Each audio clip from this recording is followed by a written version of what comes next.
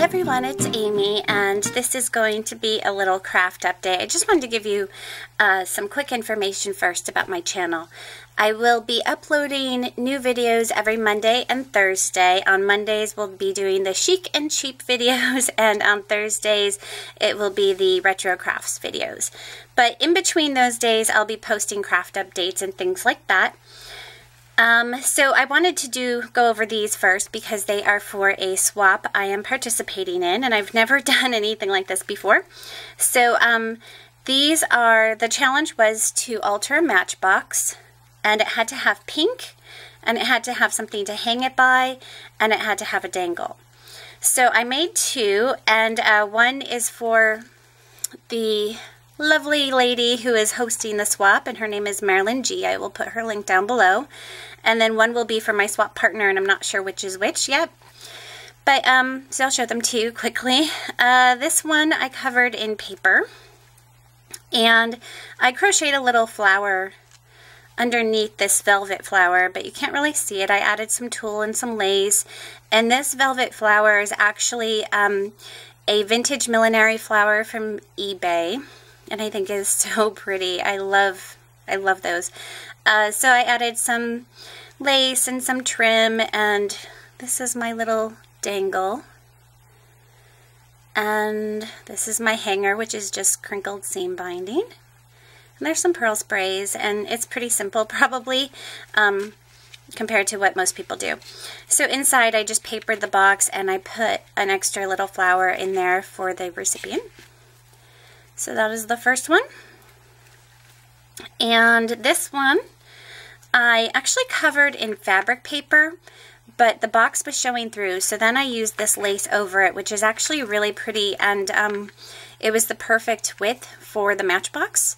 So on top of that, I used one of these metal embellishments from Sawcrafter's store, which I embossed in white, and I added some tulle and some leaves, and I glittered up a little rose, which was also from Sawcrafter's store, and added a little seam binding bow here with a pearl.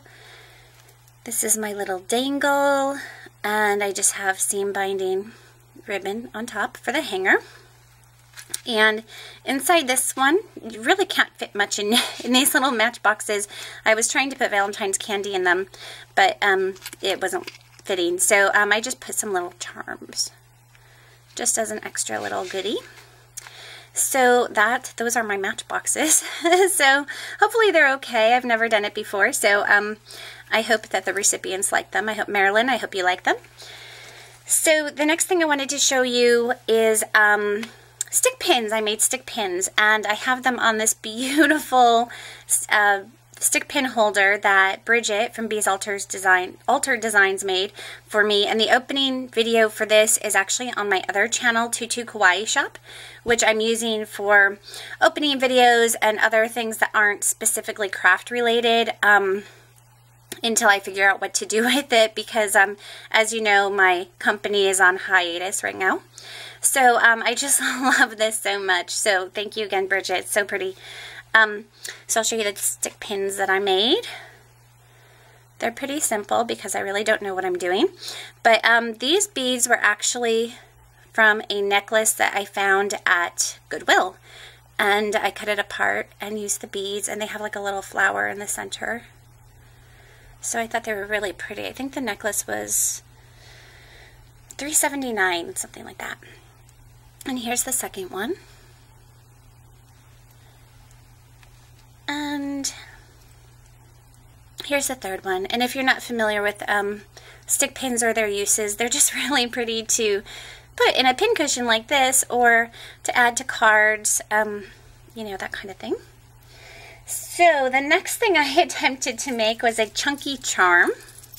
And I'm not good at this, but I'll show it to you anyways. It's got a lot going on. So basically a chunky charm is just a dangly charm with lots of stuff hanging off of it. So at the top I tied just a little piece of lace, and then I have a bunch of different little baubles I made, I guess. This one says made with love at the bottom. This one has one of those little acrylic shoes. This is an arty cake. And on the bottom, I just randomly put a vintage zipper pull because I had it sitting on my desk. And this is an old key. And this one has a little teapot. I love those teapots so much. This just really doesn't make any sense, but I like it. I had to use one of those beads from Goodwill, and I dangled a fork off of that. And then this big arty cake crystal, which I really love. So, and I just put it all on a keychain. So, that is my big chunky charm. I'm not sure if I did it right, but it was fun to make. So, the next thing I made was out of crochet thread, which is like so hard for me to do because it's so tiny. I just made a little flower so I could put it inside a bigger flower. So that was that.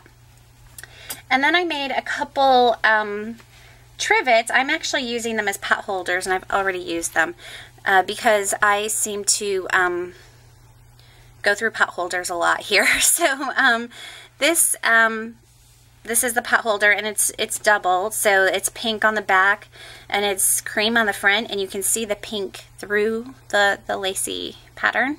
So I think these are really pretty. They have like a little picot stitch around the edge. And then this one I was doing while I was watching TV, and I think I got distracted. I think I already got something on it.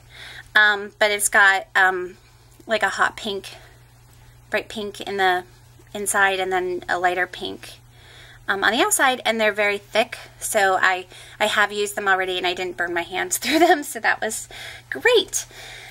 So the last thing I wanted to show you is this is something I've been making for years and years, and I just wanted to bring your attention to it in case you didn't know that you could do this. But this is a little crochet mat that I made, and just like to stick in front of my kitchen sink or something.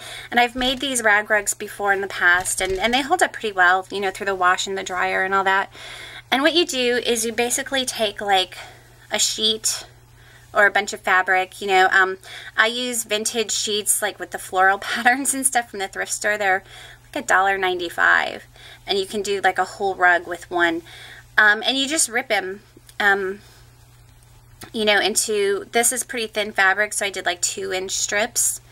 But the way that I rip it or cut it, just so you can have an idea, is, here, let me see if I can explain this.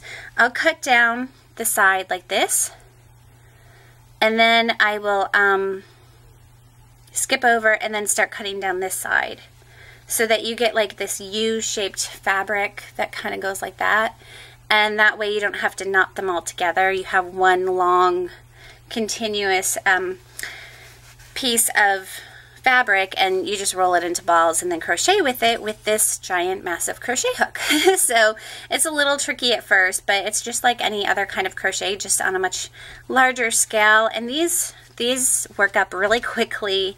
I just used leftover fabric, as you can see. I used some muslin here, and then some white leftover fabric I had that is like bed sheet material. So it's just something to think about if you do crochet, and even if you're just beginning to crochet, this is really easy. It's all just single crochets back and forth, back and forth. Of course, you could do circles, ovals, rectangles. I guess you could do triangles if you wanted. You could do anything. So these big crochet hooks, I believe I got mine at Michael's. I'm pretty sure they have them at Joann's, or you could search online, but it's just a plastic ginormous crochet hook.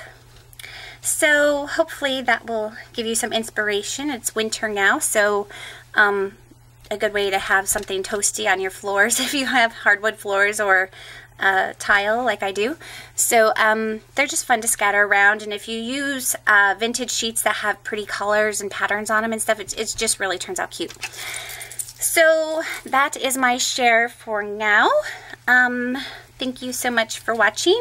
I will have a really fun project for you tomorrow for Chic and Cheap, so I'm really looking forward to that, and I hope that you will tune in and have a great day. Bye.